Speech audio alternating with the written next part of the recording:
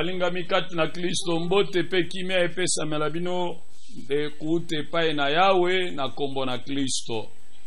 Ngonge koke po to continuer mateya na biso ndenge momesano. Nous continuons notre séminaire sur la doctrine du salut. Aujourd'hui, nous allons terminer notre séminaire sur cet enseignement. Aujourd'hui, nous allons parler de la signification de l'œuvre de la croix de Jésus et des conditions de possibilité pour bénéficier de cette œuvre. Ce sont les deux grands points. Signification de l'œuvre de la croix de Jésus et des conditions de possibilité pour bénéficier de cette œuvre. Avant toute chose, nous allons chanter. Esengo, esengo, kozala mwana na Nzambe. Esengo, esengo, kozala mwana na Nzambe. Esengo, esengo, kozala mwana na Nzambe. Esengo, esengo, kozala mwana na Nzambe. Esengo, esengo, esengo, esengo. Mawa, mawa, kozala mwana Satana. Mawa, mawa, kozala mwana Satana. Mawa, mawa, kozala mwana Satana. Mawa, mawa, kozala mwana Satana. Emawa, emawa, emawa, emawa, oh. Nakoyemba susu nzembo mususu. Toyemba na biso Pasca fete ilonga. Toyemba na biso Pasca fete ilonga. Oyo bayebi Yesu bazali batu na esengo. Oyo bayebi Yesu bazali batu na ilonga. Oyo bayebi Yesu bazali batu na kimia. Yango nde naza kobondela yo yemba elongo na ngai.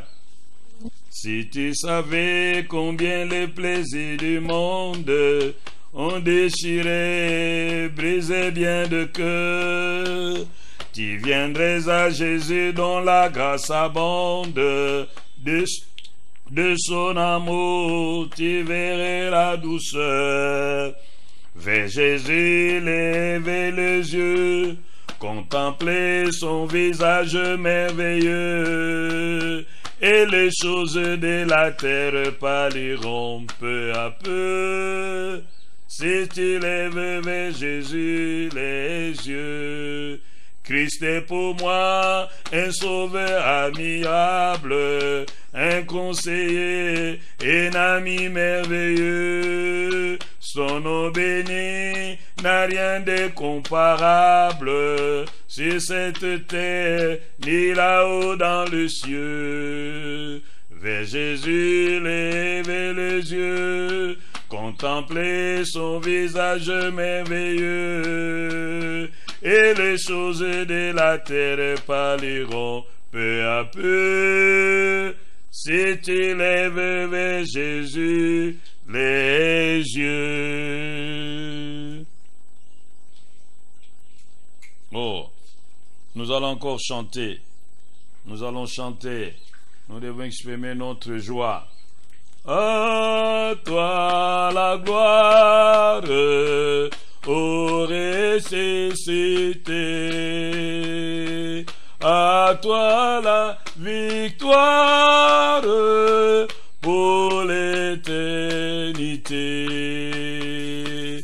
Brillant de lumière, l'ange est descendu. Il roulait la pierre du tombeau vaincu.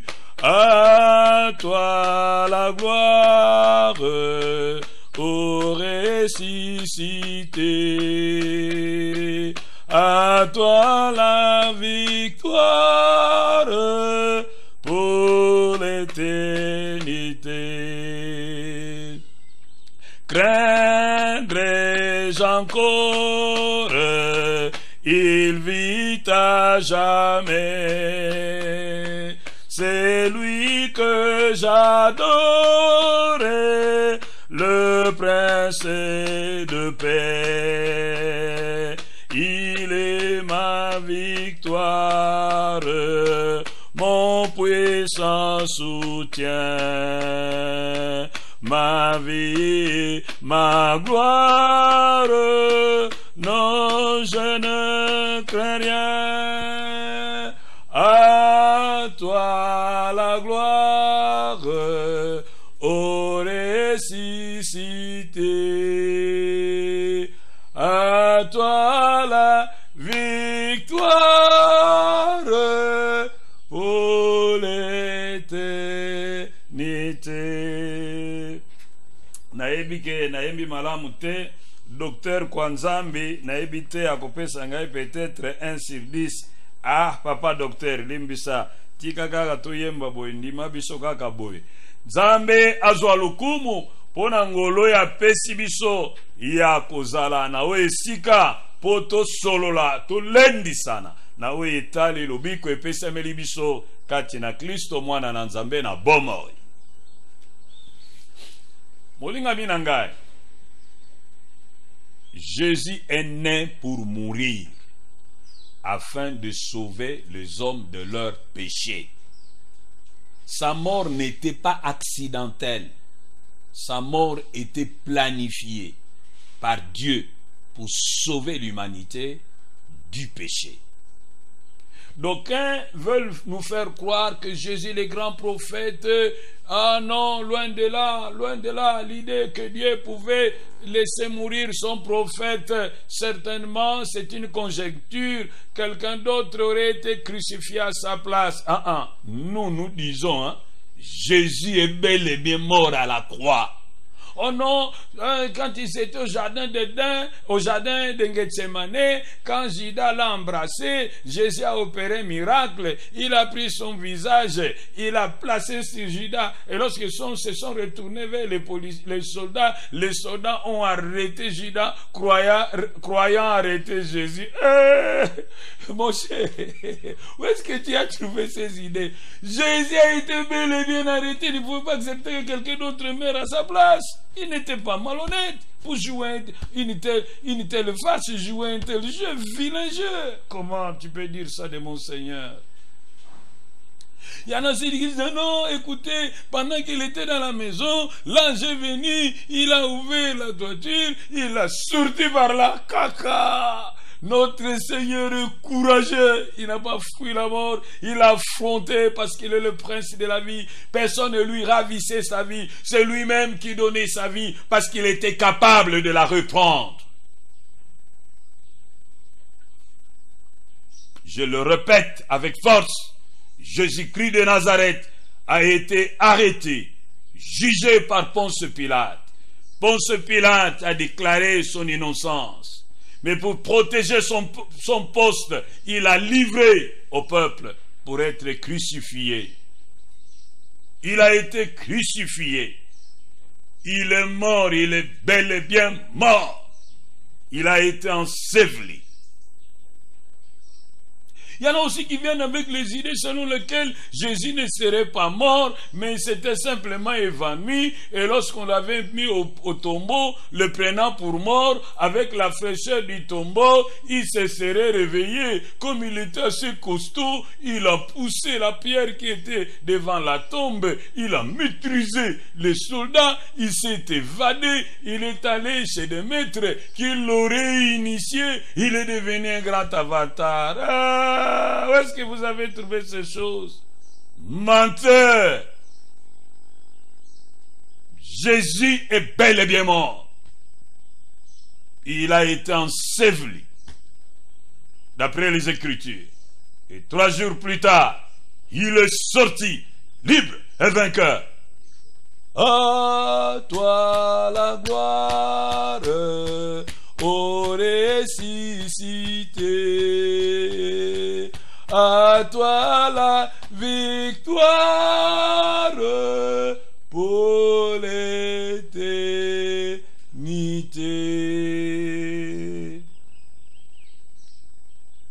le prophète que tu suis est resté dans le tombeau, il faut l'abandonner. C'est un mauvais guide.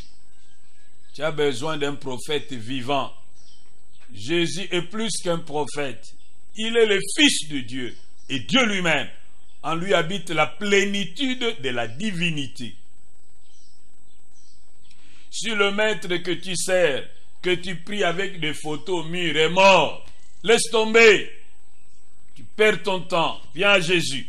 Lui, il est vivant, toujours prêt à aider ceux qui se confient en lui. Écoute, si l'homme que tu suis a commis un péché, il est déjà disqualifié, il ne peut pas t'amener au ciel. Viens à Jésus, lui qui n'a jamais commis de péché, lui peut te conduire vers le Père. Que signifie la mort de Jésus? Avant que je vous dise ce que signifie la mort de Jésus, vous devez d'abord comprendre que Jésus vient au monde en tant qu'agneau de Dieu. En tant qu'agneau de Dieu, il ne peut ôter le péché du monde que s'il accepte d'être sacrifié.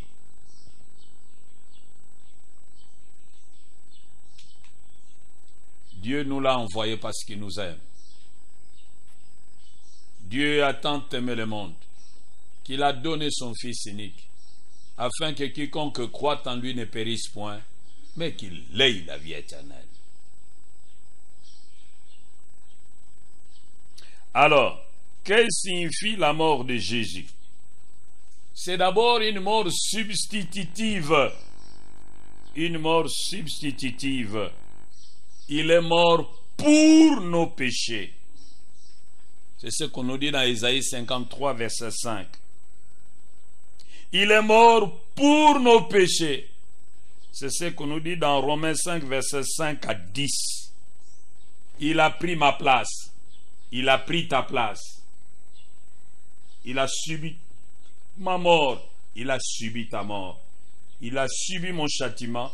Il a subi ton châtiment. C'est une mort substitutive. Il nous a remplacés.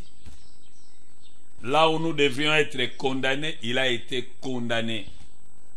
Là où nous devrions être tués, il a été sacrifié. C'est ce qu'on appelle mort substitutive. Deuxième signification de la mort de Jésus. C'est une mort propitiatoire. Une mort propitiatoire. Dans Ésaïe 53, on dit, le châtiment qui nous donne la paix est tombé sur lui. Une mort qui désarme la colère de Dieu. Au lieu que la colère de Dieu tombe sur nous à cause de nos péchés, cette colère est tombée sur Jésus. Et maintenant, nous pouvons nous approcher de Dieu sans craindre un quelconque châtiment. La mort de Jésus est une mort expiatoire. C'est-à-dire, c'est une mort qui nous apporte la provision pour enlever ce qui est impur, pour enlever le péché, pour enlever la souillure. C'est ce que nous avons lu dans Hébreux chapitre 10, versets 1 à 10. Mort expiatoire. La mort de Jésus est une mort rédemptrice. La rédemption nous renvoie à la notion du rachat, à la notion de la rançon. Dans Matthieu 20, verset 28, il dit qu'il est venu mourir comme rançon pour les péchés des hommes. Il vient nous racheter de l'esclavage du péché. Il vient nous racheter de l'esclavage de Satan. Il vient nous racheter de l'esclavage de la maladie. Il vient nous racheter de l'esclavage de la malédiction. Il vient nous racheter. C'est pourquoi il dit, lorsque le Fils de l'homme vous affranchit, vous serez réellement libres. Et dans Colossiens chapitre 1, verset 12 à 14, la Bible dit, rendez grâce à Dieu. Nous devons rendre grâce à Dieu qui nous a donné le privilège d'avoir part à l'héritage des saints. Car en Jésus-Christ, nous avons la rédemption et la rémission des péchés. Nous sommes rachetés. Nous ne sommes plus esclaves. Mon frère, ma soeur, s'il y a des membres de ta famille qui ont fait des transactions spirituelles, qui vous ont vendu pour avoir les pouvoirs, qui vous ont vendu pour avoir de l'argent, qui vous ont vendu pour avoir la notoriété, qui vous ont vendu pour avoir je ne sais pas quoi. La seule manière pour vous, le seul moyen pour vous d'annuler toutes ces mauvaises ventes qui ont été réalisées à votre préjudice, c'est de venir à Jésus. Dès que vous venez à Jésus, toutes ces ventes sont réputées caduques. Êtes-vous esclave de quelque chose qui a triomphé de vous, que vous essayez d'enlever, d'abandonner, mais que vous n'arrivez pas? Petit problème. Venez à Jésus. Il est capable de vous affranchir. Nous passons à notre deuxième question. Comment bénéficier de l'œuvre de la croix? Comment bénéficier de la mort de Jésus pour être sauvé? Pour bénéficier de la mort de Jésus pour être sauvé, cela implique un triple engagement.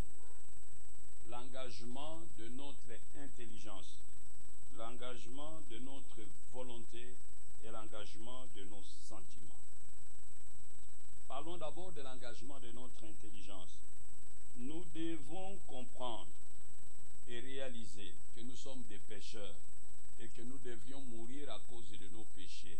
Nous devons comprendre que nous sommes incapables de nous sauver par nos propres efforts. Enfin, nous devons comprendre et accepter comme vrai que Jésus a pris notre place, qu'il est mort à la croix pour nos péchés et que Dieu l'a ressuscité d'entre les morts.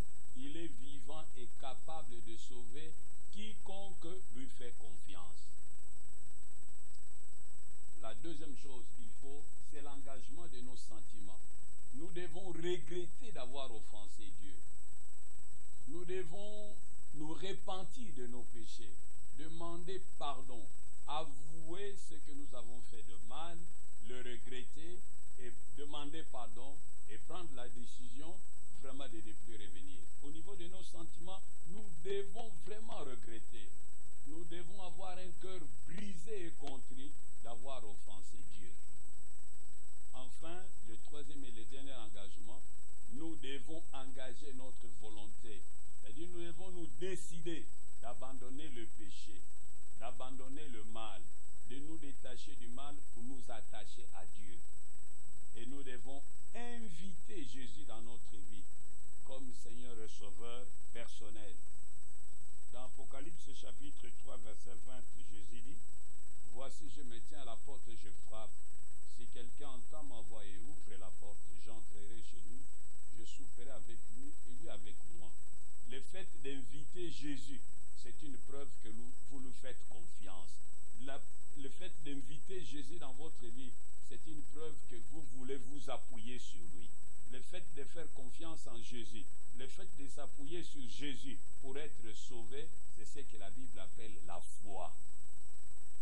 Donc, d'une façon résumée, nous revenons à ce texte de Marc chapitre 1, verset 15 à 16.